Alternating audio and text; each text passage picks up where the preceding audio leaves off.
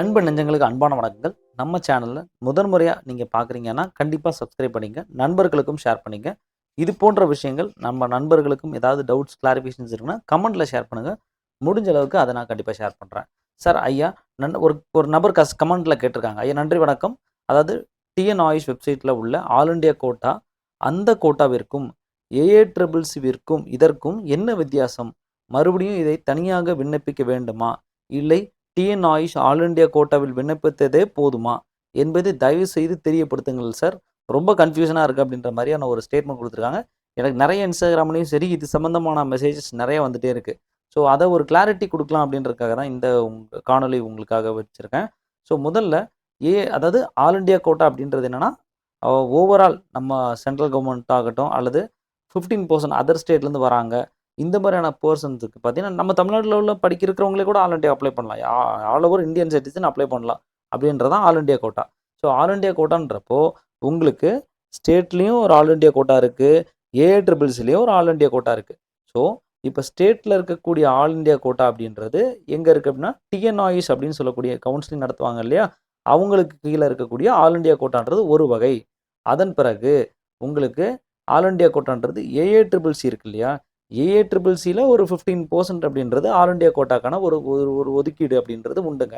சரி, இப்போது இந்த ஆல் இண்டியா கோட்டான்றது டிஎன் ஆயுஷ்க்கு கீழே வருதுல்ல, அந்த டிஎன் ஆயுஷ்க்கு கீழே வரக்கூடிய ஆல் இண்டியா கோட்டா அப்படின்றது ஒன்லி ஃபார் செல்ஃப் ஃபினான்சிங் காலேஜஸ்க்கு மட்டும்தான். இந்த டிஎன் ஆயுஷ் மூலியமா ஆல் இண்டியா கோட்டான ஒரு அப்ளிகேஷன் வந்து உங்களுக்கு ஃபில் பண்ண சொல்லி வருது இல்லையா?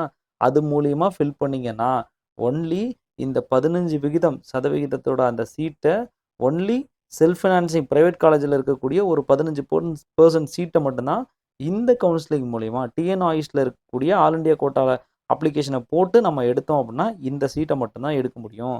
ஸோ அப்போ ஏன் சார் இந்த ஆல் இண்டியா கோட்டா எனக்கு கவர்மெண்ட் காலேஜஸ் வராதான்னு கேட்டால், இந்த கவர்மெண்ட் காலேஜஸ்க்கு தான் உங்களுக்கு இன்னொரு இன்ஸ்ட்ரக்ஷன் கொடுக்குறாங்க. ஏஏட்ரிபிள்சி இருக்கு இல்லையா? ஏஏட்ரிபிள்சியில் ஆல் இண்டியா கோட்டாக்கு நம்ம அப்ளை பண்ணலாம். அதில் அப்ளை பண்ணுறப்போ, அதாவது ஆல் இண்டியா கோட்டான்னு ஏஏட்ரிபிள்சியில் தனியாக இருக்காது. ஏஏட்ரிபிள்சியில் அப்ளை பண்ணும்போது ஸ்டேட் கவர்மெண்ட்டில் இருக்கக்கூடிய 2 காலேஜ், அது Chennai government Siddha medical college Chennai, government Siddha medical college Palayamkottai சித்தால, அதன் பிறகு பார்த்தீங்கன்னா government Ayurveda medical college Kottar, அப்புறம் கவர்மெண்ட் ஹோமியோபதி மெடிக்கல் காலேஜ், இந்த மாதிரி தமிழ்நாட்டில் இருக்கக்கூடிய எல்லா கவர்மெண்ட் காலேஜஸில் இருக்கக்கூடிய ஒரு 15% சீட் அப்படின்றது ஆல் இண்டியாக்காக ஒதுக்கியிருப்பாங்க.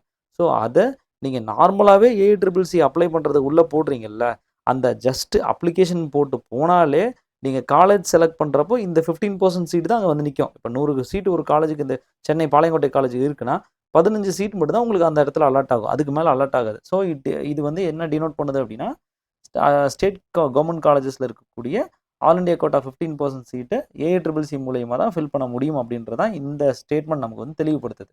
அதன் பிறகு வேறு எதுக்கு சார் அப்போ ஏஏட்ரிபிள்சி இருக்குது அப்படின்னு கேட்டால், இந்தியாவில் இருக்கக்கூடிய எல்லா நேஷ்னல் இன்ஸ்டியூட்டும் அப்புறம் டீம்டு யூனிவர்சிட்டிஸ் எல்லாத்துக்குமே இந்த ஏஏட்ரிபிள்சி மூலியமாக தான் கவுன்சிலிங் அப்படின்றது நடக்கும் ஆல் ஓவர் இந்தியா.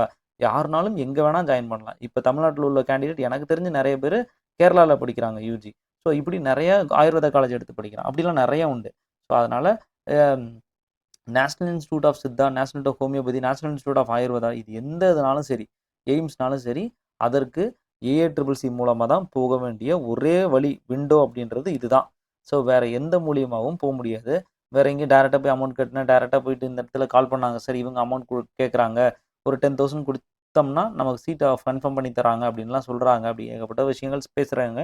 பட் அப்படிலாம் எதுவும் கிடையாது. தயவுசெய்து கரெக்டாக ஃபாலோ பண்ணி எந்த விஷயத்துலையும் ஏமாறாமல் தெளிவாக சீட் எடுங்க அப்படின்ற விழிப்புணர்வை உங்களுக்கு தெரிவித்துக் கொள்கிறேன். ஸோ இப்போ உங்களுக்கு ஆல் இண்டியா கோட்டா 2க்குள்ள வித்தியாசம் அப்படின்றது கண்டிப்பாக புரிஞ்சிருக்கும்னு நினைக்கிறேன். ஸோ நம்ம ஏன் டிஎன் ஆயுஷில் இருக்கக்கூடிய ஆல் இண்டியா கோட்டா அப்படின்றத அப்ளை பண்ணணும் அப்படின்றது இதில் புரிஞ்சிருக்கும். சரி சார், அடுத்த ஃபீஸ் அப்படின்றதுக்கு எப்படி சார் இதில் வேரியேஷன்ஸ் உண்டா அப்படின்னு கேட்டால், ஆல் இண்டியா கோட்டாவில் சீட் எடுத்தாலும் சரி, சரண்டர் சீட்ஸில் எடுத்தாலும் சீட் எடுக்கிறீங்கனாலும் சரி, 2 பேருக்குமே சேம் ஒரே ஃபீஸ் தான். அதில் எந்தவித மாற்று கருத்தும் இல்லை. 1.25 lakhs தான் டிஎன் ஆயுஷ் மூலிமா செல்ஃப் ஃபினான்சிங் காலேஜஸ்க்கு எடுக்கிறீங்களா 15%. ஸோ 1.25 lakhs ப்ளஸ் வந்து ஒரு கண்டிப்பாக நான் அப்ராக்சிமேட்டாக சொல்கிறேன், ஒரு 70,000லேருந்து 1 lakh வரைக்கும் மெஸ் பில், ஹாஸ்டல் ஃபீஸ் அப்படின்றது 2மே சேர்த்து வந்துடும். ஸோ இதே சென்னை பேஸ்ட் எடுக்கிறீங்கன்னா கொஞ்சம் கூட இருக்கலாம். ஸோ இதுதான் self financing colleges TN AYUSH மூலிமா ஆல் இண்டியா கோட்டா எடுத்தாலும் இதுதான் இது.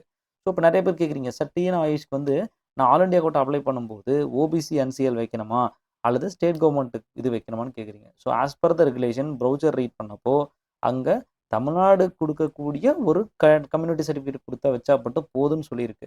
ஸோ யாரோ ஒரு சிலவங்க வந்து சார் நான் ஓபிசி என்சிஎல் வச்சு சென்ட் பண்ணிட்டேன், இதை தான் ப்ராப்ளம் வருமான்னு கேட்டால், ஓபிசி என்சிஎல் அப்படின்னாலே யுவர் கமாண்டர் பிசிஓ அல்லது எம்பிசிஓ அப்படின்றது அங்கே புரிதல் இருக்கும். ஸோ அதனால் இன்கேஸ் அதை எரர்னால் நீங்கள் கவுன்சிலிங் சமயத்தில் வேறு கிளாரிஃபிகேஷன்ஸை நீங்கள் வந்து தாராளமாக ப்ரொவைட் பண்ணலாம். அதுக்கான டைம் கொடுப்பாங்க.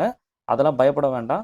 இன்கேஸ் இனி தான் அப்ளை பண்ண போகிறீங்க அப்படின்னா ஆல் இண்டியா கோட்டா 2 பேஜுமே ஃபஸ்ட்டு தமிழ்நாடு சர்டிஃபிகேட் வச்சுட்டு 2வது பேஜில் ஓபிசி என்சிஎல் வச்சுட்டு அதன் பிறகு 2யும் மெர்ஜ் பண்ணி ஒரு பிடிஎஃப் ஆக்கி அதன் பிறகு அட்டாச் பண்ணி அப்ளை பண்ணிவிடுங்க. சிம்பிளாக எந்த பிரச்சனையும் இல்லாமல் முடிஞ்சிடும்.